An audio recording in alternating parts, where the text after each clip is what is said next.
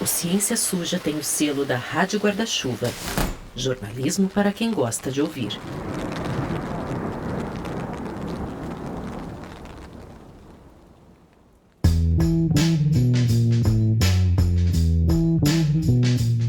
Oi, gente, tudo bom? Só para avisar que esse episódio faz parte de uma parceria com o Observatório de Políticas Científicas do Instituto Questão de Ciência, o IQC, e tem apoio do Instituto Serra-Pilheira. O observatório tem o objetivo de estimular o uso de evidências na elaboração de políticas públicas de ciência e tecnologia no Brasil. Os episódios dessa parceria, e são 6 episódios, têm um formato de mesa-cast, de debate, que é diferente dos nossos episódios regulares da segunda temporada, que tem aquela pegada mais narrativa que você já está acostumado. Esses episódios de debate, os mesacasts, eles vão ser publicados às quintas, a cada 15 dias, intercalando com os episódios regulares.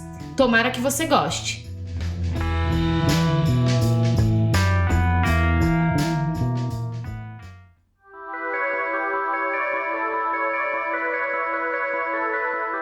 Oi, gente, meu nome é Telro Prest e eu sou um dos criadores do podcast Ciência Suja. Hoje a gente está no nosso 3º MesaCast em parceria com o Observatório de Políticas Científicas do Instituto Questão de Ciência, o IQC. Tanto eles como a gente aqui do podcast, nós temos o apoio do Instituto Serra-Pilheira.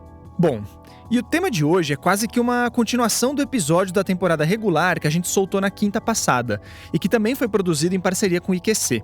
Para quem não ouviu, a gente falou de um movimento antivacina brasileiro que está ganhando corpo e até um braço político. Mas hoje aqui a gente quer falar de vacinação e dos desafios que nós temos para estimular essa prática nos dias de hoje. Porque assim, a história das vacinas é permeada por disputas políticas, né? Teve até a revolta da vacina aqui no Brasil na primeira metade do século passado, e a gente sabe também que, para além da ciência, a comunicação e as campanhas de massa são fundamentais desde sempre. Que nos diga o Zé Gotinha e a importância dele para controlar a pólio, o sarampo e por aí vai. Só que nos últimos anos, a gente teve a famosa escalada de notícias falsas, as fake news, e dos movimentos anti-vacina. E por isso os desafios têm mudado. E também não é só isso, né? As gerações atuais, elas deixaram de conviver com infecções protegidas pelas vacinas, justamente porque as vacinas, olha lá, elas funcionam, né? E é aquela frase que já até tá gasta. As vacinas são vítimas do próprio sucesso.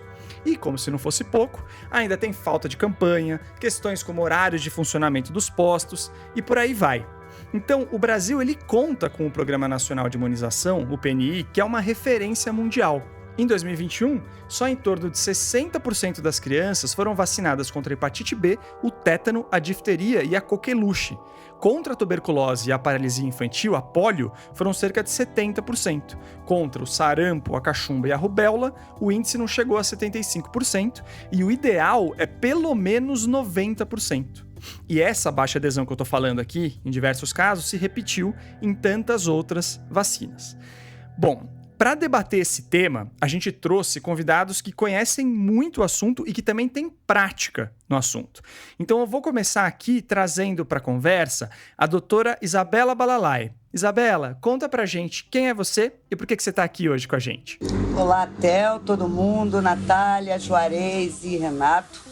Eu sou Isabela Balalai, sou vice-presidente da Sociedade Brasileira de Imunizações, e uma pessoa apaixonada pelas vacinas. Trabalho nessa área das imunizações eu vou sempre falar assim, há mais de 30 anos, nunca vou acertar esse número.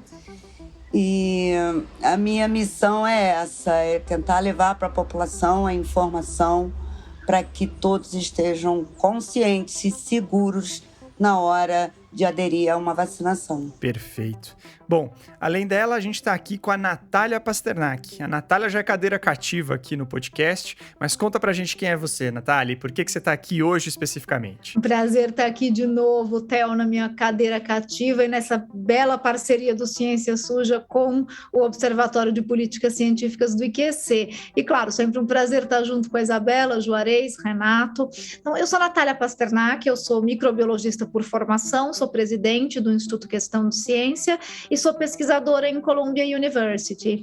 Dentro do meu trabalho no Instituto Questão de Ciência, eu pesquiso e atuo com desinformação e com movimentos anti-ciência. Dificilmente a gente acha um movimento mais anti-ciência do que um movimento anti-vacinas, e eu acabei me especializando muito em desinformação sobre vacinas, história do movimento anti-vacinas. Nos livros que eu escrevi, vocês encontram capítulos sobre isso. E no meu trabalho de pesquisa em Colômbia, eu participo de grupos de pesquisa sobre hesitação vacinal, ou seja, qual é a motivação das pessoas para se vacinar ou não se vacinar. E essa é uma pesquisa muito necessária, infelizmente, nos dias de hoje, porque o movimento anti-vacinas é um movimento que ganhou muita força no mundo, principalmente em alguns locais da Europa, África e Estados Unidos. Ainda não com tanta força no Brasil, mas crescendo, e a gente sofrendo aí, como você falou, Theo, com baixas coberturas vacinais. Então essa é a minha contribuição para o tema, como alguém que estuda desinformação sobre vacinas. Legal. Bom, além da Natália e da Isabela, a gente está aqui também com o Dr. Juarez Cunha. Juarez, conta pra gente quem é você e por que você está aqui. Olá, Theo, um prazer estar contigo e com quem está nos escutando nesse podcast do Ciência Suja. Um prazer estar com a Isabela e com a Natália e com o Renato, né? São parceiros já de muito tempo que a gente tem falado muito sobre esse assunto, né? Hesitação vacinal. E eu sou pediatra, intensivista pediátrico e trabalho com vacinas um pouco mais de tempo do que a Isabela, até pela idade, eu estou há mais de 40 anos que eu trabalho com vacinas, então adoro falar sobre vacina, adoro trabalhar com vacinas, e é um momento que a gente tem uma maior dificuldade, né, que a gente, por tudo isso que tu falou aí no início, que a gente vai debater aqui durante esse tempo que a gente vai conversar, mas em especial, né, essas baixas coberturas vacinais, o principal motivo que leva, que é a hesitação vacinal, os seus determinantes, suas causas, as suas consequências, os riscos que a gente tem e as estratégias que a gente tem que discutir para retomar essas coberturas vacinais, é um assunto que, pelo menos nos últimos 6 anos, aí a gente tem falado muito. Então é um prazer estar aqui com vocês e falar sobre esse assunto. Legal. Bom, gente, vocês repararam que os nossos 3 convidados também mencionaram um Renato, que na verdade é o Dr. Renato Kifuri. O Renato não está aqui com a gente hoje por uma questão de agenda, infelizmente a gente não conseguiu juntar, mas ele é um querido, então ele fez questão de participar, respondendo pra gente algumas questões que a gente mandou pra ele mandou pra gente o arquivo de áudio. Então quando eu vou assinalar pra vocês no momento certo, vocês vão ouvir a voz dele. Então não estranhem, né? E o Dr. Renato também é um super conhecedor do assunto. Atualmente ele é primeiro secretário da Sociedade Brasileira de Imunizações, é membro do Comitê Técnico Assessor do Programa Nacional de Imunizações do Ministério da Saúde, é presidente do Departamento de Imunizações da Sociedade Brasileira de Pediatria. Enfim, créditos não faltam para essa turma toda que está aqui com a gente. Então vocês vão ouvir o Renato também de forma assimétrica. Bom, gente, então vamos começar logo aqui o nosso assunto. Natália, eu queria ver contigo logo de cara, né? Se a gente pudesse explicar, e eu sei que isso pode parecer óbvio, mas assim, o que são vacinas, né? E por que elas já conseguiram evitar milhões de mortes no mundo, né? Porque a gente tá falando de um tema tão relevante. Theo, vacinas são uma estratégia de saúde pública que, junto com antibióticos e saneamento básico, talvez componham as melhores estratégias que a gente já desenvolveu até hoje de saúde pública, que mais mudaram como a gente lida com doenças infecciosas e permitiram aumentar a expectativa de vida de o que era antes 40 anos para 80 anos hoje, em média, né, no mundo ocidental principalmente. Então, vacinas como estratégia, elas não são nada mais do que uma maneira muito eficaz de enganar o sistema imune, para que ele pense que está sendo infectado por um patógeno, por um micro-organismo, pode ser um vírus, uma bactéria, e coloque, então, para funcionar uma resposta imune. Então, você engana o sistema imune com uma estratégia vacinal, que pode ser o micro-organismo mesmo, morto ou inativado, como a gente chama, ou enfraquecido. Então, você usa aquele micro-organismo inteirinho, como eram as primeiras vacinas lá, há 100 anos, quando a gente começou a ter as estratégias de vacinação, você usava o próprio micro-organismo ou morto ou enfraquecido, colocava numa formulação vacinal, o sistema imune pensa que está sendo realmente invadido por aquele patógeno e monta uma resposta imune. E isso gera uma memória imunológica. Então, quando o micro-organismo aparecer de verdade, o corpo já está preparado. Opa, já sei o que fazer, já vi esse bicho antes. E daí a gente começou a desenvolver estratégias mais refinadas de fazer isso. Então, em vez de usar o bicho inteiro, só um pedacinho, às vezes já resolve o problema. Eu posso usar só uma proteína de um vírus, por exemplo, isso já é suficiente para o meu organismo se enganar e montar uma resposta imune achando que o bicho está lá. E quando eu falo bicho, é só uma brincadeira, tá, gente? É um micro-organismo, é um vírus, é uma bactéria, mas aqui a gente está num ambiente mais informal, né? E aí a gente tem as vacinas mais modernas ainda, que em vez de usar um pedaço daquele micro-organismo, podem trabalhar só com uma informação sobre aquele micro-organismo e mandam as nossas próprias células fabricarem um pedacinho dele, daquele bicho que a gente quer afugentar, e montar uma resposta imune, que são as vacinas genéticas, as vacinas de RNA, de DNA, as vacinas de vetor, essas todas que a gente viu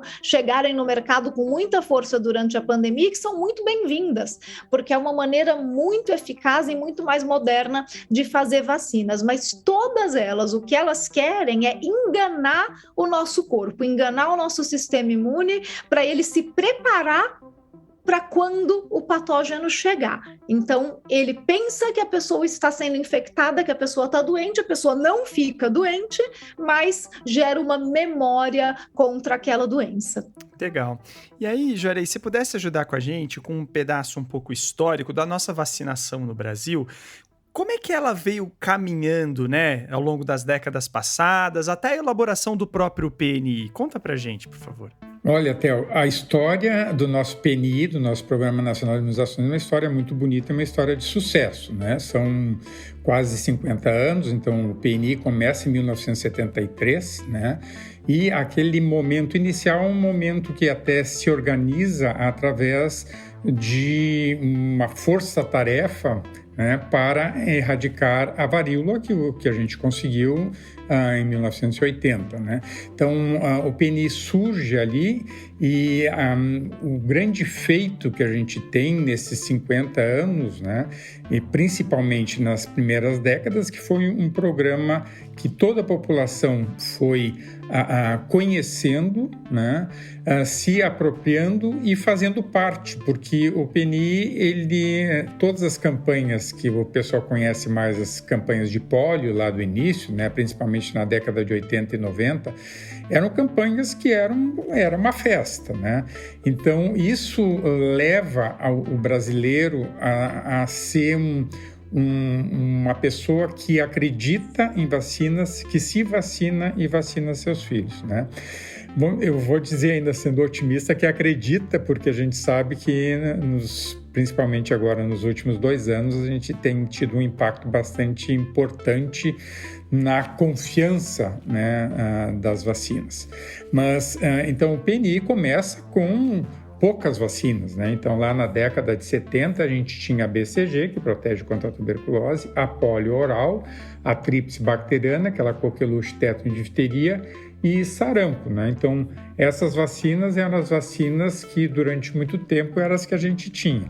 A partir do momento que vai se fortalecendo esse programa, e era um programa de saúde pública, um programa de Estado, então, independente de quem estava no governo, era uma política pública, né? E foram sendo agregadas várias vacinas no decorrer do tempo. E hoje nós chegamos a um calendário de vacinação, não só da criança, mas para todas as faixas etárias, um calendário que poucos países oferecem gratuitamente o que nós oferecemos, né, de proteção.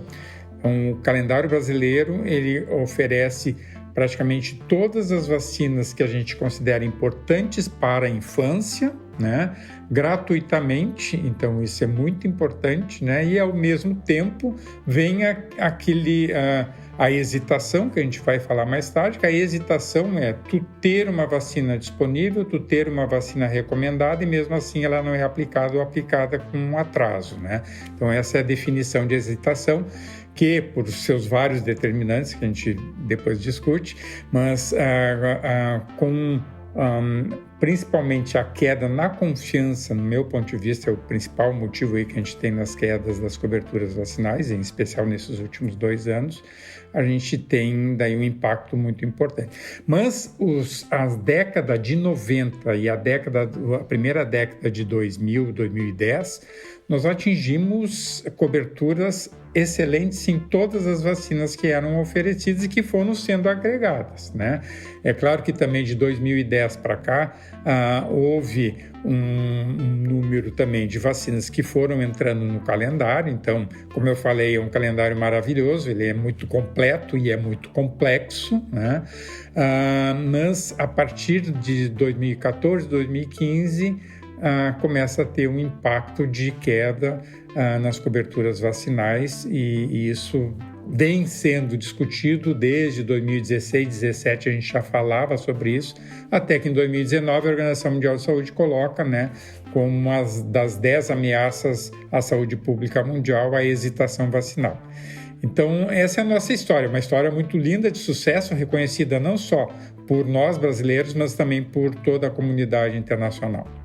Perfeito, né? É isso que você falou, é uma referência mundial mesmo. E, aliás, fica aqui um aviso para quem estiver acompanhando, um site da SBIM que é muito interessante, é o Família SBIM, né? Tem ali diversas vacinas para vocês verem como é a forma de aplicação, explicar os conteúdos sobre cada uma delas, é bem interessante, bem completo mesmo, dá para ver isso muito bem ali. Agora, o que é legal também, que fica claro no que o Juarez falou, né, Isabela, é o fato de que o PNI também envolve o lado campanha, né? E você é uma pessoa que trabalhou muito com diferentes campanhas de imunização. Fala um pouco pra gente, assim, né? Se essa iniciativa de sucesso, que foi o PNI, tem muito a ver também com as campanhas que foram feitas. Conta um pouco pra gente disso. Então, Theo, completando o que Juarez e Natália falaram, eu gosto de usar a seguinte frase: vacinas causam adulto, né? A Natália falou aí do aumento da expectativa de vida e foi isso que as vacinas fizeram, né? Elas são um fator muito importante do envelhecimento do brasileiro. Diferente dos países mais ricos, que levaram séculos envelhecendo, nós envelhecemos em 30, 40 anos, da noite para o dia o brasileiro não morria mais, porque salvamos vidas, não é isso que as vacinas fazem? Então, é essa história toda.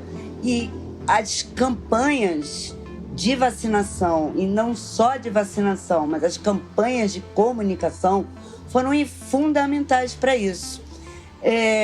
As campanhas, né, quando o Ministério da Saúde chamava para uma campanha de vacinação da polio ou do sarampo, todos nós, a população brasileira, sabia que aquela era uma tarefa de todos e que o Ministério da Saúde estava fazendo isso para que as nossas crianças não morressem mais. Todo mundo, Theo, conhecia alguém que teve pólio, alguém que morreu de sarampo, alguém que não morreu, mas ficou... Bom, que teve sarampo era a coisa mais... Era uma doença... Antigamente a gente chamava de doença comum da infância. Até isso, a vacinação mudou. Não se fala mais em doença comum da infância, porque todas as doenças comuns da infância foram eliminadas ou muito diminuídas, né, na sua incidência graças à vacinação. Então, nasceu o Zé Gotinha, né, ali nos anos 90. O Zé Gotinha, você sabe, Theo, a gente fez na SBIM uma pesquisa, um focus group com adolescentes, ouvindo deles o que eles acham de vacina, etc. e tal. E uma coisa que surpreendeu é que, tudo bem, não foi agora, já tem talvez uns 10 anos, o adolescente há 10 anos atrás ainda tinha o Zé Gotinha como uma figura muito empática. E até hoje, você pode pegar o jovem que for, sabe quem é Zé Gotinha. E triste, né, Theo? Nesses últimos tempos, que é o nosso tema aqui, o Zé Gotinha, já vi até o Zé Gotinha armado. É muito triste, né? Então, as campanhas, elas servem, Theo, para reforçar a cobertura. Valeu, obrigado, Isabela. Bom, acho que agora a gente vai trazer aquela primeira inserção do Dr. Renato Kfouri que eu falei, que ele vai contar um pouco pra gente como se desenvolve uma vacina e como a gente garante que elas são eficazes e seguras usando os melhores métodos da ciência. Então vamos ouvir. Olha, Theo, o desenvolvimento de qualquer produto novo, quer seja medicamento, quer seja vacinas, ele passa por um desenvolvimento em duas grandes fases, que nós chamamos de estudos pré-clínicos, onde análises de laboratório em modelos animais vão testar uma hipótese, se aquele medicamento, se aquela vacina, eventualmente é capaz de gerar uma proteção, quer seja em modelos laboratoriais, quer seja em modelos animais. Uma vez que se cria uma consistência dessa hipótese, que esse medicamento ou essa vacina pode ser útil, começa o que nós chamamos de estudos clínicos, ou seja, estudos a ser administrados em seres humanos. Estudos clínicos requer voluntários e requer aprovação de comitês de ética em pesquisa. Não se pode fazer estudos e experimentos clínicos sem que se tenha rígidos protocolos de segurança conforme determinam todas as boas práticas em pesquisa clínica. Então, todo o estudo é aprovado por um comitê de ética em pesquisa. Fase 1, dentro desses estudos clínicos, nós vamos dividir em 3 fases. A fase 1, onde poucos voluntários são estudados, onde se procura se adequar à dose daquele medicamento ou daquela vacina, o número de doses, o intervalo, a concentração, a faixa etária. Uma vez superada essa fase, mostrando especialmente segurança desse produto, não trazendo efeitos colaterais, vai-se para uma segunda fase, chamada fase 2, onde além desses dados são observados um número maior de voluntários, dados de segurança muito importantes e principalmente a resposta imunológica no caso das vacinas. Se as vacinas são capazes de induzir uma produção de anticorpos.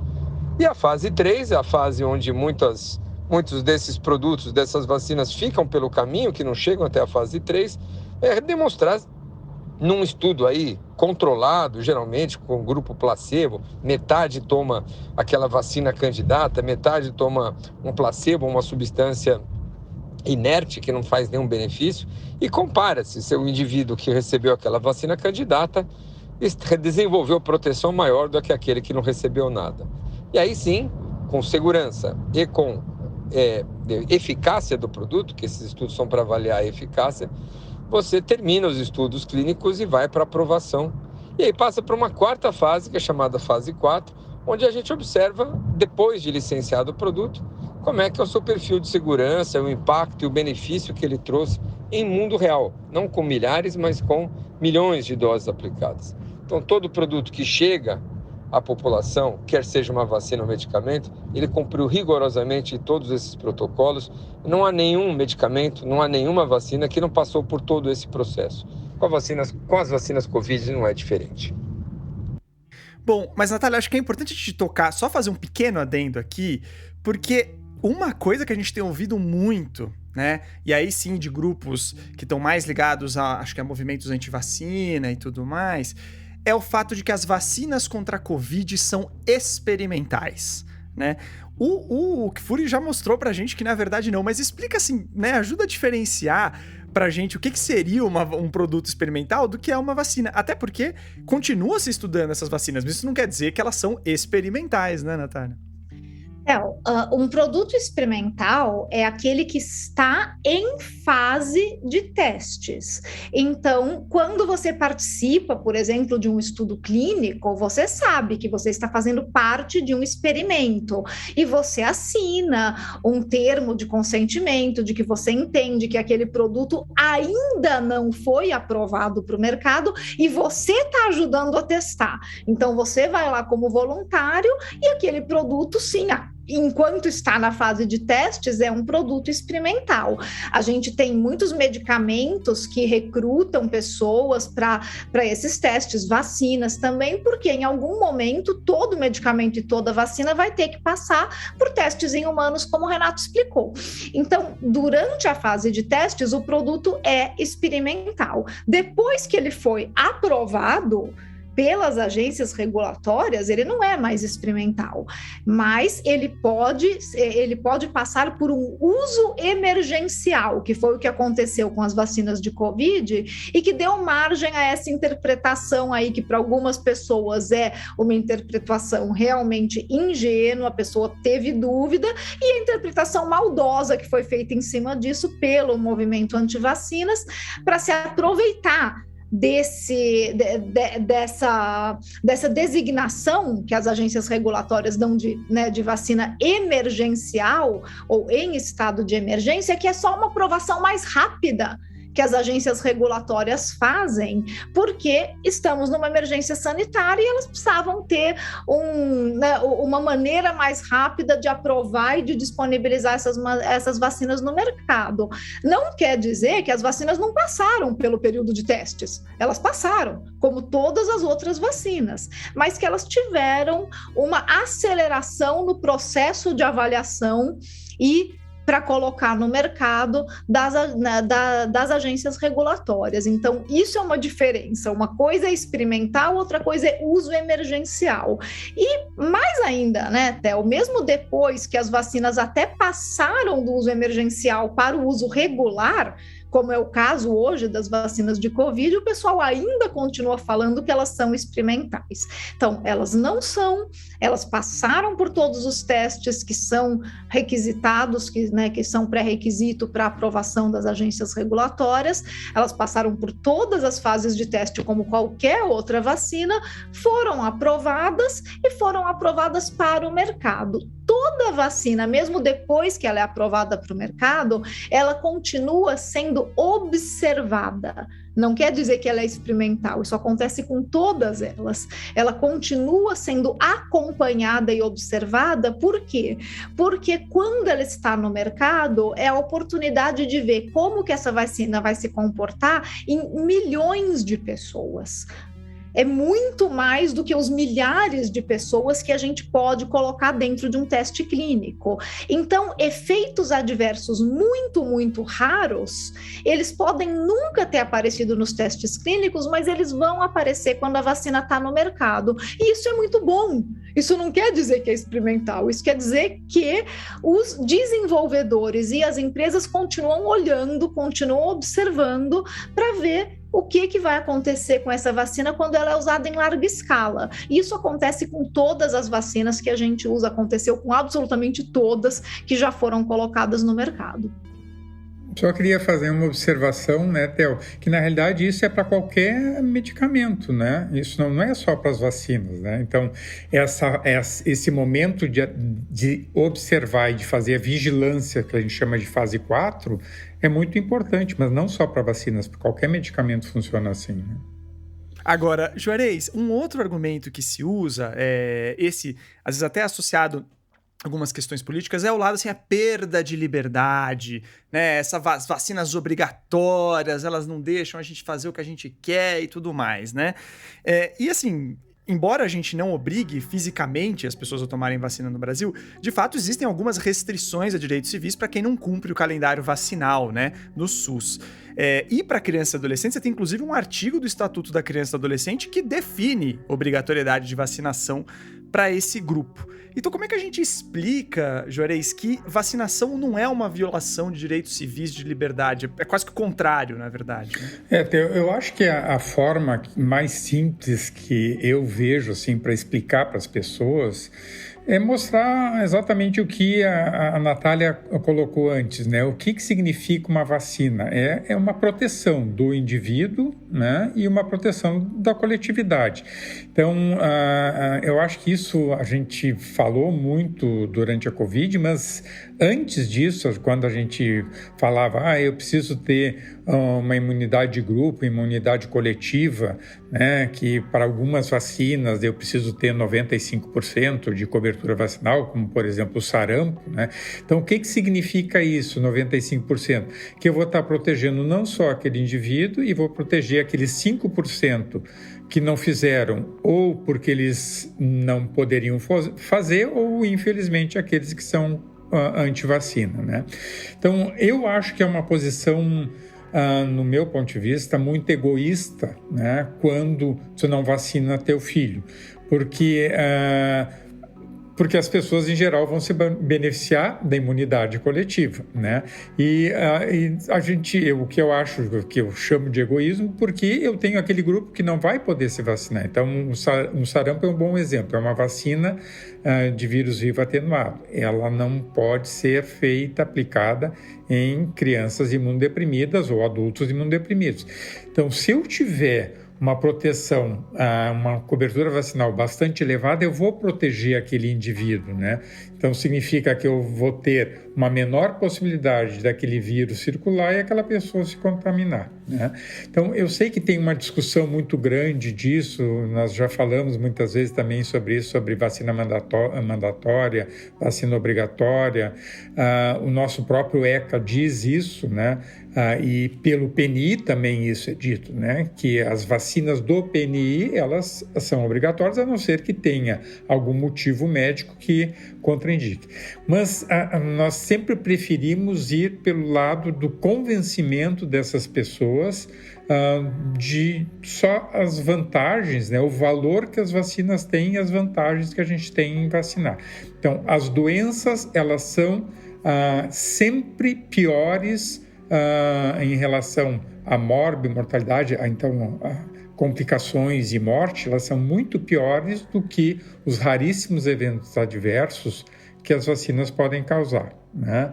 Então, quando as pessoas falam, né, que estão sendo feridos seus direitos individuais, eu acho que é uma posição que, infelizmente, acabou aumentando, né, o número de pessoas que estão pensando dessa forma, mas, no meu ponto de vista, é uma posição extremamente egoísta, que não pensa, uma pessoa que não pensa, não só não pensa em si, nos seus filhos, e não pensa na coletividade. Posso complementar rapidinho?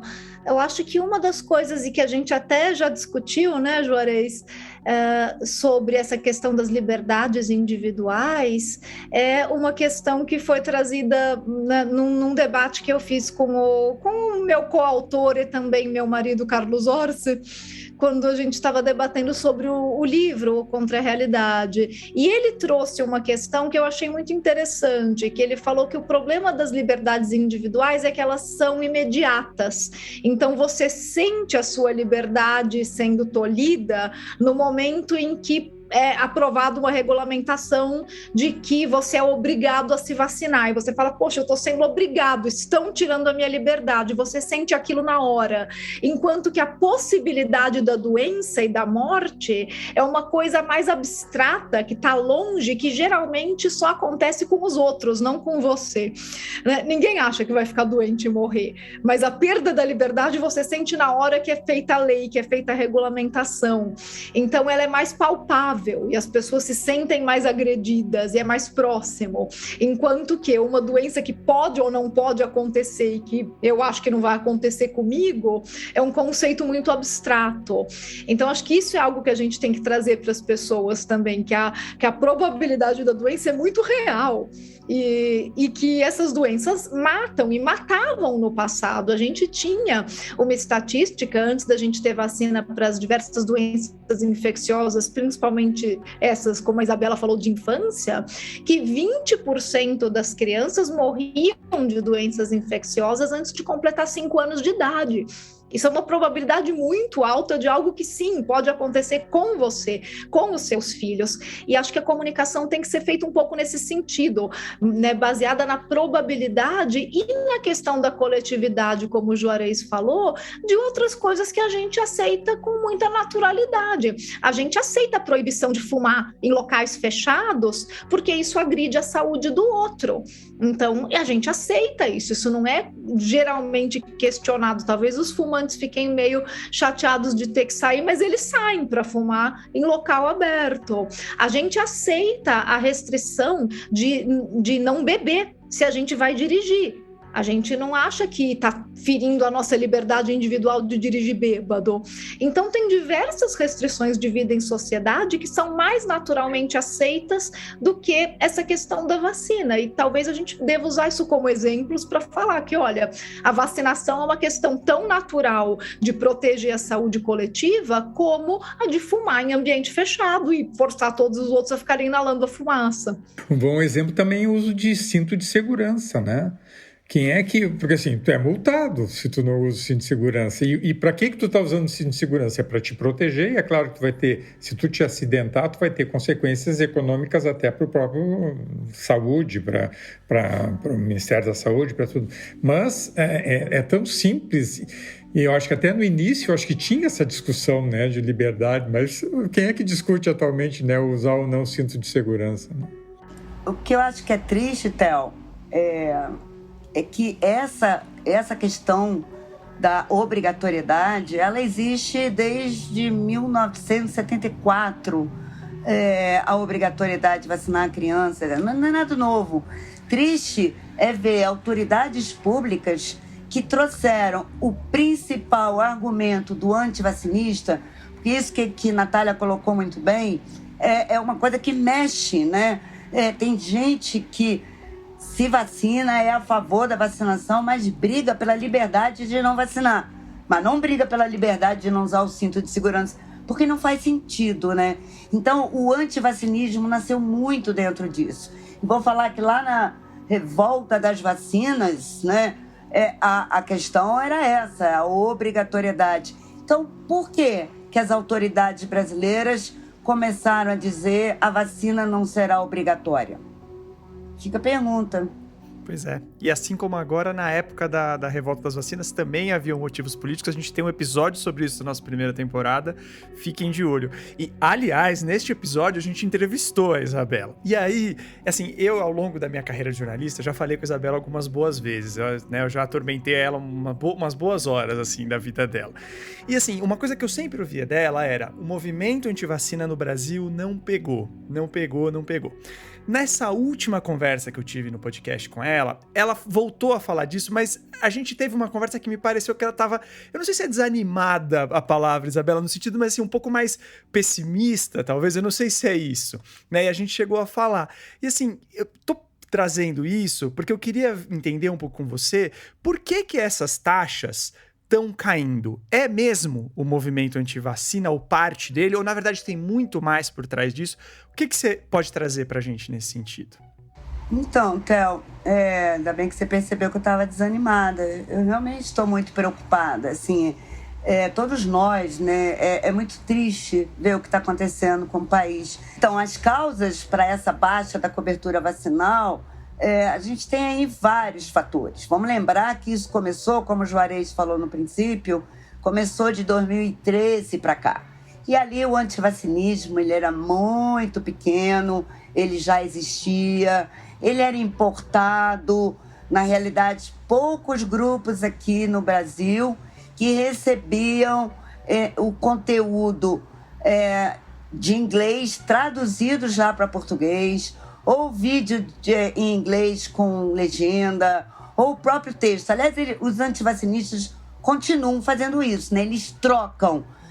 A gente está começando a aprender isso. Então, começar a trocar o que a gente tem de conteúdo positivo, como eles trocam os conteúdos negativos. É tudo igual. Então, com a Covid e com a institucionalização do negacionismo no Brasil e o apoio das autoridades federais à não vacinação pelo menos contra a Covid, mas não existe, né, Theo, pelo menos contra a Covid. Se você é contra a vacinação, você é contra a vacinação. Então, hoje, o antivacinismo, ele cresceu não em número de postagens, mas ele cresceu na estruturação. O perigoso é a estruturação. São poucos grupos, poucas pessoas com uma capacidade e dinheiro para comunicar como nenhum de nós tem. Vamos falar que quando eu faço um vídeo aqui, estou fazendo podcast com você, ou um vídeo pela sociedade, ele é publicado, ele pode estar num site, ele pode estar no Face, no Instagram, mas o que faz um vídeo viralizar é não só a forma de falar, né? E a gente está se aprimorando em tocar mais o coração das pessoas, porque o antivacinista, ele toca, ele diz assim: você sabia que seu filho pode morrer dessa vacina? Você, pior, sabia que várias crianças morreram dessa vacina? Eu cheguei a ver a viralização de um vídeo de uma menina, era um vídeo de uma menina se vacinando contra a Covid. Filha da vida, como a gente viu tantos, né? Ela mostrando ali para as pessoas, pegaram esse vídeo e escreveram o seguinte: que Deus a tenha, como se a menina tivesse morrido. Isso viralizou e a menina não morreu, nem de vacina, nem de Covid, nem de nada. A menina estava viva. Então, essa estruturação, cada vídeo desse, você sabe que eu não clico em vídeo nenhum, que cada clicar em vídeo é dinheiro que entra. Então, quando a gente fala de conflito de interesse, né, o antivacinista adora dizer que nós que defendemos as vacinas temos conflitos de interesse com a indústria. Não, nós temos conflitos de interesse com a saúde da população. E os conflitos de interesse que a gente tem com a indústria que seja, são conflitos transparentes. E os conflitos dos antivacinistas, ninguém conhece. Pois é. E tem estudo mostrando que há, né, esse conflito, né? Muitos remetem ao mesmo site, muitas vezes. Aí você tem as ditas terapias naturais, que muitas vezes são eventualmente vendidas, cursos são vendidos, você tem todo um mercado aí que certamente afeta, né?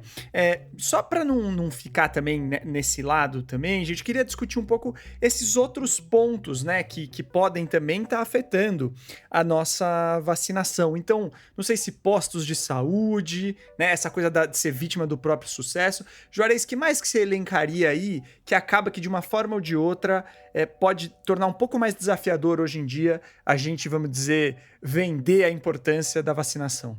Bem, lá em 2019, quando a Organização Mundial de Saúde coloca como uma das 10 ameaças à saúde pública, ela classifica em 3 Cs, né? Os determinantes da hesitação. Um deles é a complacência, né, que até a gente já falou aqui, mas é interessante repetir, que é a falsa sensação de segurança que as pessoas têm de doenças que elas nunca viram, não conhecem, e nunca viram e não conhecem porque foram vacinadas, né, e achar que daí não precisam se vacinar ou vacinar seus filhos. Então, esse é um resumo de complacência, né? A conveniência vem para esse lado que tu falou, que eu acho que pega mais a parte de estrutura física, de horário de funcionamento, mas, do meu ponto de vista, entra muito também a parte de recursos humanos, em especial a capacitação dos nossos profissionais de saúde e a valorização dos profissionais de saúde. Que, no meu ponto de vista, se a gente não tivesse tido a pandemia de Covid, o SUS, sei lá o que teria acontecido, porque o SUS virou um herói na pandemia, ainda bem, né? Porque eu não sei qual seria o futuro do nosso SUS se não fosse a pandemia. Então, o SUS se manteve, o nosso PNI também, né? Apesar de ter ficado, acho que 6 meses sem coordenação, em plena campanha de vacinação, é inacreditável, mas isso mostra que não tem uma valorização dos nossos programas de saúde pública e nem dos nossos profissionais. E tu precisa valorizar esses profissionais e tu precisa capacitar esses profissionais, né? Então, esse eu acho que é um fator importante. Não é só ter horário de funcionamento estendido, fim de semana. O profissional tem que estar muito bem preparado para tirar essas dúvidas, que as principais dúvidas que as pessoas têm, elas vão levar para a ponta, para o profissional de saúde, e ele tem que estar capacitado para isso, né? Então, esse entra aí na conveniência. E a confiança a gente já falou bastante, mas só para repetir, a confiança não é só na vacina, na sua eficácia, na sua segurança. A confiança, ela passa por todos os atores, pelos governantes, pelas instituições e pelos profissionais de saúde. Todos esses têm que levar recados de confiança, de estímulo à vacinação. E o que a gente viu nos últimos tempos, em especial nesse 1 ano e meio de campanha de vacinação Covid, e da própria pandemia da Covid, foi exatamente ao contrário, né? Desconfiança sobre a máscara, desconfiança sobre vacina, desconfiança sobre tudo. Então, a pessoa que já está em dúvida, já está hesitante, se eu escuto um governante falar exatamente o contrário do que está sendo preconizado pelas sociedades científicas, ela fica perdida, né? E daí, quando ela fica perdida, ela nem sabe, às vezes, onde procurar se informar. E entrar no mais 2 Cs, que eu acho interessantes, né, da comunicação, que eu acho que envolve também o que a gente já falou antes, né, a comunicação. Então, tu tem que saber informar, tu tem que saber se comunicar, então é informação e comunicação, que são fundamentais, já falamos um pouquinho antes. E um aspecto muito interessante que surgiu durante a Covid, que é o contexto que expõe as vulnerabilidades. Então, populações mais vulneráveis, elas sempre sofrem mais de tudo, né? Então, um exemplo para nós, a população indígena sofreu muito mais com a pandemia de Covid, e também as nossas populações com uma situação econômica menos privilegiada sofreram muito mais. Por uma série de motivos, não é só por ser indígena, mas por uma série de não planejamento adequado de coisas que poderiam estar sendo feitas para aquelas populações, né? Então, isso aí são exemplos de alguns determinantes, algumas causas que têm contribuído com essas quedas nas baixas coberturas vacinais. Legal, obrigado, Juarez. E, aliás, eu acho que tem uma coisa que a gente tem falado, acho que do C de comunicação, que eu acho que é particularmente desafiador, porque quando a gente fala aí sim de movimentos mais estruturados, é um pouco o que a Isabela falou, eles não têm compromisso com a realidade. E aí isso realmente fica um pouco mais fácil de você fazer uma campanha, né? Porque aí você inventa o que você bem entender, você torna isso absurdo, né? Ao ponto que chama mais atenção, e você consegue fazer isso. E sobre esse aspecto, o Renato Kfouri deixou um recado aqui pra gente também. Vou colocar ele aqui para vocês ouvirem. Em geral, os grupos anti-vacinas se baseiam muito no anticientificismo, divulgando informações equivocadas, muitas vezes amedrontando famílias, e no caso, às vezes, adultos até, sobre os riscos eventuais das vacinas. Sempre desprovido de evidências científicas, mas com discursos muito aterrorizantes, falsos, né, que muito difícil, muitas vezes, de serem desmentidos pela população. E quando são, pela comunidade científica, dificilmente tem o mesmo impacto que teve a divulgação sensacionalista que se obtém a viralização de muitos desses conteúdos. Infelizmente, essa é uma ferramenta nova da comunicação digital que tem propiciado essa escalada do antivacinismo, das fake news, que ganha uma notoriedade, um rápido compartilhamento, e o seu desmentido, né? A sua contestação raramente tem o mesmo efeito. Mesmo porque, normalmente, toda essa contestação, ela não é apelativa, ela é científica, ela é difícil, muitas vezes, de ser comunicada com a população, enquanto a falsidade, o que se coloca contrário à vacinação, é sempre de maneira apelativa, sempre de uma maneira sem nenhuma responsabilidade e nenhum embasamento científico. Então, é baseado nesses discursos anti-vax que eles conseguem penetrar na população. E vão mais, colocando risco. Você vai deixar o seu filho ser vacinado, você vai deixar seu filho ter consequências graves dessas vacinas, você tem certeza? Ou seja, qualquer indivíduo, ou muitos indivíduos, ficam sensibilizados se não se dão ao trabalho de checar as fontes, muitas vezes se intitulam professores, especialistas na área, e colocam em risco a população desinformada, ou muitas vezes pouco informada de como checar essas fontes, se são realmente verdadeiras e confiáveis, acabam ficando inseguros e hesitantes para se vacinarem. Isso tem sido a grande maioria da tônica dos quadros ou dos casos de antivacinismo e da divulgação de fake news. Se baseiam em notícias alarmistas, desprovidas muitas vezes por profissionais da saúde, o que é mais lamentável ainda, alarmistas e que colocam medo, hesitação nas famílias em se vacinarem por conta do medo, especialmente dos efeitos colaterais. Não dizem que a doença não é importante, não dizem em geral que não era necessário, mas que a vacina vai trazer mais riscos que benefício.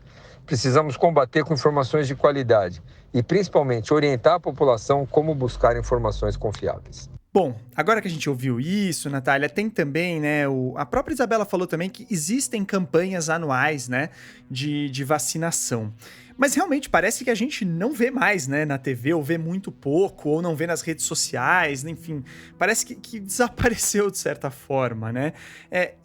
Isso, assim, tem motivo para isso estar acontecendo? É motivo político para isso estar acontecendo? Você acha que, de fato, há uma questão aqui também? Theo, o motivo é falta de investimento, ou seja, em algum momento a gente parou de achar relevante investir em campanha de vacinação. E quando a gente fala em campanha, é campanha informativa, campanha de comunicação. Não é só você fazer a campanha dizendo que dia que vai ter, onde que vai ter e qual a vacina. É você explicar por que aquela vacina é importante, por que a gente precisa tomar, chamar as pessoas, envolver as pessoas, fazer com que as pessoas realmente participem daquela campanha de vacinação e tenham uma participação ativa, uma participação realmente mais celebrativa. A gente deixou de celebrar as vacinas já há muito tempo nas campanhas. Então, se você pega campanhas mais antigas, desde a época da ditadura, inclusive, tinha campanhas muito bem dirigidas para trazer as pessoas para a vacinação, para justamente tirá-las da complacência e construir a confiança. Então, mostrar por que as vacinas são importantes, por que precisa se vacinar e por que eu devo confiar nas vacinas como estratégia de saúde pública que foi extensivamente estudada e é segura e eficaz. Aí pega, por exemplo, campanhas que você não vai lembrar porque você é muito jovem, mas que o pessoal mais velho que está escutando vai lembrar do Sugismundo e do Doutor Prevenildo, que são da época da ditadura, do comecinho do PNI, mas que eram campanhas muito legais e muito envolventes, porque elas eram divertidas, elas mostravam o Sugismundo como aquele personagem bobo que não queria vacinar. E o Sugismundo era bobo em todos os sentidos, ele não tinha muita noção de vida em sociedade, ele não queria tomar banho, ele jogava lixo no chão, e ele também não se vacinava, e não vacinava os filhos. E daí vem o doutor Prevenildo e explicava: Sugismundo, não seja bobo, olha aqui como vacina é importante, previne contra esse monte de doenças, e seus filhos vão ser saudáveis e não vão ter essas doenças graves. E daí o Sugismundo, então, era convencido a vacinar os seus filhos. Depois disso, a gente teve também a criação do Zé Gotinha para a campanha de pólio, que foi um personagem também que trouxe muito envolvimento emocional para as campanhas. Então, a gente perdeu essa capacidade de envolver a população, de engajar, e a gente começou a fazer campanhas que eram só informativas. Dia tal vai ter vacina contra pólio no posto de saúde X no horário Y, e depois a gente parou de fazer até isso. Nem campanha informativa mais a gente faz. Então, as pessoas não sabem quando elas têm que se vacinar, qual é o horário do posto, qual é a idade das crianças. Tudo isso, a informação existe, está tudo lá no site da SBIM, por exemplo, para quem quiser se informar. A informação está disponível, mas campanha é exatamente para fazer essa informação chegar em quem precisa na hora que precisa, e não assumir que as pessoas vão buscar essa informação porque sim. E a gente parou de investir nessas campanhas que realmente envolvem a população e que envolvem vários atores da sociedade. Então, teve épocas que as campanhas envolviam atores, líderes religiosos, líderes comunitários, para dar o exemplo, para que as pessoas se sintam mais seguras. E isso a gente parou de fazer há muito tempo. Então, não é de se espantar que, além desses motivos todos que o Juarez falou, de complacência, de confiança, a gente tem aí as campanhas dentro realmente da questão da conveniência, das pessoas entenderem quando, como e por que elas devem se vacinar para quais doenças. Se a gente não retomar isso, não existe como fazer vacinação, não existe vacinação sem campanha. E se você deixar, até eu acho que vale dizer que, né, você falou, eu estava reticente na última vez que a gente conversou, o brasileiro continua acreditando na importância da vacinação. O que ele não acredita mais é no risco de não se vacinar. Ele não conhece o risco de vacinar. E ninguém conta para ele, quer que ele lembre que antigamente tinha pulmão de aço. Não, nem médico hoje viu isso. Eu não vi pulmão de aço. Então, assim, a prova disso, a gente vê como a nossa adesão à vacinação Covid foi alta. Não dá para dizer que a gente não teve sucesso. Apesar dos antivacinistas. E em que momento os antivacinistas realmente impactaram? Quando a gente começou a discutir a vacinação da criança com menos de 5 a 11 anos. Tentaram com adolescentes, não conseguiram. De 5 a 11, se prepararam muito bem.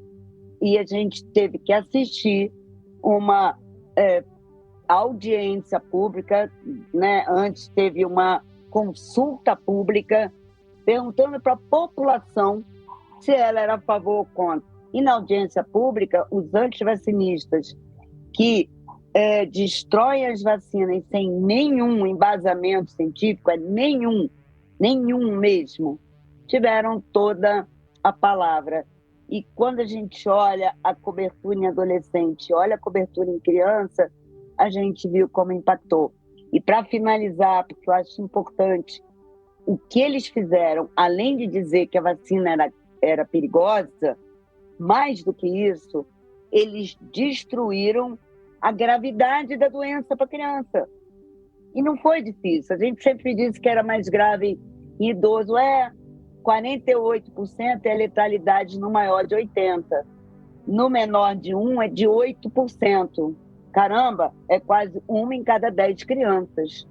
Então, eles destruíram o que é a mola que mais faz o brasileiro procurar vacina, que é a percepção de risco. Bom, a Isabela tocou alguns pontos interessantes aí. O primeiro é que essas pessoas que foram... Primeiro que essa audiência pública não tinha que ter acontecido, essa consulta pública era um absurdo por si só, né? Mas, em acontecendo, as pessoas que foram chamadas para ali, né, Isabela, tinha gente muito séria que foi chamada. Só que tinha gente que era desses movimentos e que não trazia fatos, trazia factoides.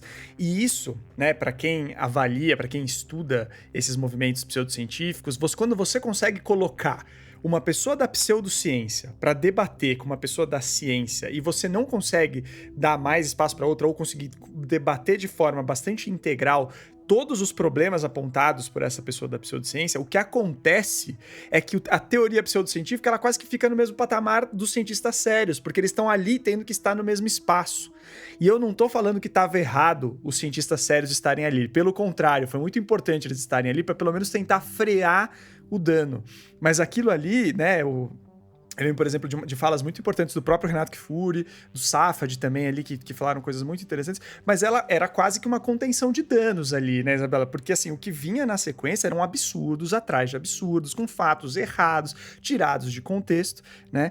E importante dizer ainda sobre o fato dessa coisa das crianças, que de fato tem pegado mais na Covid, é isso, a gente teve uma aspa, aqui eu não estou forçando a barra, mas uma aspa, diga assim, do nosso presidente dizendo que a Anvisa, lamentavelmente, né, aprovou a vacina para crianças. Essa foi a frase. Então isso tem um certo peso aí que precisa ser colocado. Até o pior do que isso é ele próprio dizer que não vacinaria a sua filha. E é esse que é o problema, tanto na consulta pública, na audiência, né, que a gente viu tudo que viu, eles fortaleceram os grupos antivacinas e impactaram os hesitantes, né? Então, isso me preocupa muito, porque eu até acho que os grupos antivacina não cresceram, mas eles se apoderaram, né? Eles se apoderaram muito. E o hesitante que fica escutando isso, porque quando esse é um aspecto que eles usam muito, né? Então, eles usaram todas essas participações, eles fazem uma divulgação enorme daquela participação. Eu estava presente lá e coloquei a posição. E bem como tu falou, a gente fica comparando, né, como se fossem iguais, e não são. Enquanto eu tenho 1000 motivos, né, científicos que me colocam a favor de vacinação, ele vai ter 10 que são contra a vacinação e ele consegue explorar esses 10, eles ficam como se fossem muito parecidos, né? E eles conseguem passar esse recado com muita inteligência, infelizmente, né? Pois é. Eu diria, Theo, que a discussão entre um antivacinista e alguém representando a ciência e, entre aspas, né, limitado às evidências científicas, eles vão ganhar. Porque são médicos, na sua grande maioria, então eles têm um raciocínio e são capazes de cometer fraudes, usar os dados da maneira que quiser. Então, a gente ouviu numa manifestação oficial do Ministério da Saúde dizerem que 4.000 pessoas morreram depois de tomar da vacina.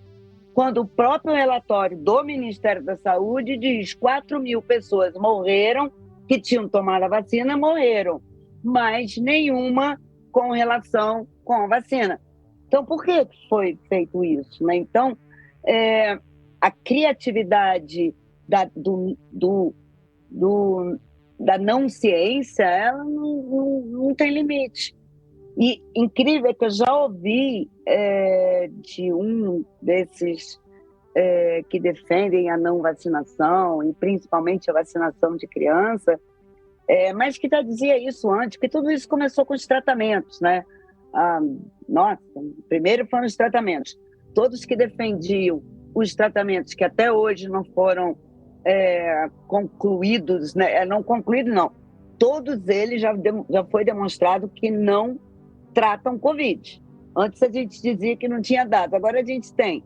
Todos demonstrados cientificamente sem nenhum benefício para o paciente. Mas eu ouvi de pessoas, né, desses grupos, dizendo que não ia ficar preso às evidências científicas, que isso é uma prisão.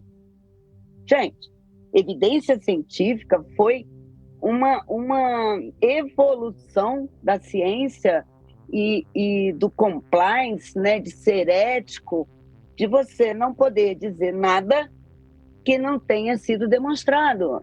A gente se limita a isso. Eu não posso dizer, eu acho que, eu entendo que, eu só posso dizer aquilo que eu tenho como comprovar cientificamente. Pois é. E é aquela coisa, né? A equação, o tempo que você demora para desfazer uma notícia falsa é maior do que o tempo gasto para criar uma. Isso tem um problema grande aí e que remete ao fato que a gente vai ter que lidar com esse tipo de questão de forma estrutural, como sociedade, porque nessa forma, assim, né, agências checadoras que fazem um grande trabalho, claro, mas elas não vão dar conta do recado. A gente precisa trabalhar como sociedade junto nessas questões, né? E isso que você falou de autonomia é a famosa autonomia para fazer mal, né, Isabela? É uma maluquice isso quase, né? Bom, mas você tinha falado também, Isabela, dos pulmões de aço, né, que eram, né, as crianças, né, eram grandes filas daquelas máquinas, eu nem sei exatamente como descrever aqueles equipamentos, mas que geravam uma pressão negativa para crianças que tinham poliomielite poderem, de certa forma, respirar, porque elas tinham paralisia do músculo responsável pela respiração, gente. Então, assim, este é o tipo de doença que a gente está falando, né? E o que eu queria perguntar para vocês, se a Isabela quiser começar, mas, por favor, Jones, pode complementar, é a coisa de que doenças, né, que a gente está com medo que elas possam retornar por causa dessas baixas taxas de vacinação. Bom, número 1, lá em cima no topo, a poliomielite, essa dos pulmões de aço, né? Claro que a maioria da população não sabe o que era poliomielite pode matar. a sequela, normalmente nos membros, né, de uma paralisia flácida, era normal nas ruas você ver pessoas, quem já viu, fica com uma perna bem típica, que a gente olhava e disse, isso foi pólio. Mas esses pulmões de aço, Theo, era porque os músculos, assim como o músculo da perna, qualquer músculo do corpo pode ser paralisado pela pólio. E os músculos que fazem a gente respirar, porque o pulmão precisa de musculatura para respirar, paralisados eram a maior causa de mortalidade por pólio. A gente tem aí, a gente já viu o sarampo voltar. Bom, eliminamos junto com o sarampo, que é a mesma vacina, né, a tríplice viral, a rubéola congênita. Uma forma, quer dizer, de mulheres que grávidas tiveram a rubéola, na maioria das vezes, sem saber, porque a rubéola, na maioria das vezes, é assintomática, então você não sabe, e esses bebês nasciam com uma síndrome congênita, né, que vai de problemas cardíacos, surdez, retardo mental, que já foi um grande problema no Brasil, hoje eliminado. Bom, já estamos vendo casos de rubéola. Se não temos cobertura para tríplice viral, voltaremos a ter rubéola e cachumba. Vamos falar de doença, de meningite. Hoje temos 3 vacinas contra meningite. A vacina meningocócica C, que para o adolescente é a CWY, mas vacinas meningocócicas, vacina pneumocócica, que protege da meningite por pneumococos, e vacina contra o hemófilos influenza. No meu tempo, e no do Juarez também, não tinha plantão de pediatria sem um caso de criança grave por hemófilos influenza. Começamos a vacinar e sumiu, não tem mais caso. Então, essas doenças que para a população são mais graves, né, e são muito graves, letalidade de 20% a 30%, de 20% a 30%, elas podem voltar a causar surto. A gente já viu o surto de doença meningocócica lá no Espírito Santo, por exemplo. Eu queria só fazer um comentário, Theo, até para as pessoas entenderem, eu como sou intensivista, 2 coisas aí, 2 aspectos que a Isabela falou que eu acho interessante. Primeiro, para as pessoas entenderem o pulmão de aço, né? Ficava só a cabeça para fora e o pulmão que ficava, o pulmão de aço ficava ajudando a pessoa, por diferença de pressão, respirar, né? Que o músculo não estava funcionando. Atualmente, essas pessoas todas necessitariam de ventilação mecânica, que é isso as pessoas conhecem mais agora desde a Covid, né? Então, intubação e ventilação mecânica substituiria o que a gente usava na época, o pulmão de aço, né? Então, e o que é calculado é que com as vacinas pólio se evitou mais de 10 milhões de casos de paralisia no mundo, né? Então, o valor da vacina pólio é um valor que a gente nem questiona, né? E a outra, né, sobre as meningites que a Isabela falou. Nós tivemos uma redução, hemófilos, que é uma das bactérias que causa meningite, desde a introdução da vacina, que acho que foi lá no início dos anos 2000, diminuição de 90% dos casos de meningite por hemófilos, meningococo e pneumococo, em torno de 70% de diminuição das meningites por essas bactérias, né? Então, as pessoas atualmente, assim, quando elas escutam uma notícia, como a Isabela até falou antes, né? Quando tem o risco, ela enxerga mais próximo, ela vai correndo. Tem a notícia, um quadro de meningite, uma morte de meningite, as pessoas vão correndo para se vacinar. São vacinas que a gente já tem e se elas já foram aplicadas antes, a pessoa já vai estar protegida, né? Então, são situações que, infelizmente, né, ficar só pensando de que tu precisa ter a notícia ruim para buscar, daí pode ser tarde. Então, a gente tem que estimular essa vacinação de todos, né? Legal. Importante pensar na vacina como que ela é, né? Que é uma arma preventiva como pouquíssimas outras têm, né? Porque na hora que tem, né? Quando teve aquele surto de febre amarela, todo mundo foi correndo pro posto, aí faltava vacina, aí tinha toda essa questão. Mas depois dos anos seguintes, acho que a coisa começou de novo, né? As taxas de vacinação por febre amarela começaram de novo a decair. Então a gente precisa começar a entender que a vacina é toda hora pra gente se prevenir, né? Um pouco. E Theo, eu acho bem interessante até o exemplo da febre amarela, que a febre amarela é uma vacina obrigatória para vários países, né? De outros países de viagem. Então, mesmo o antivacina, ele aplica a vacina da febre amarela para viajar, porque é obrigatório, né? É claro que também tem alguns motivos que a gente pode ter que contraindicar a vacinação.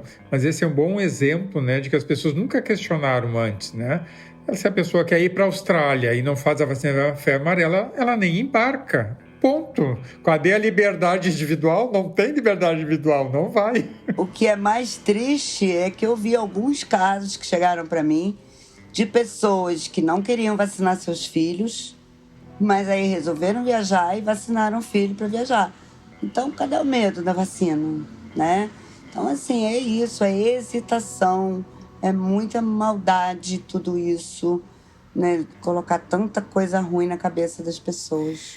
Bom, gente, eu queria agradecer muito a participação de vocês. A gente fica aqui com essa conversa com a impressão clara de que a gente tem um caminho longo pela frente, mas que é um caminho que a gente tem como trilhar, né?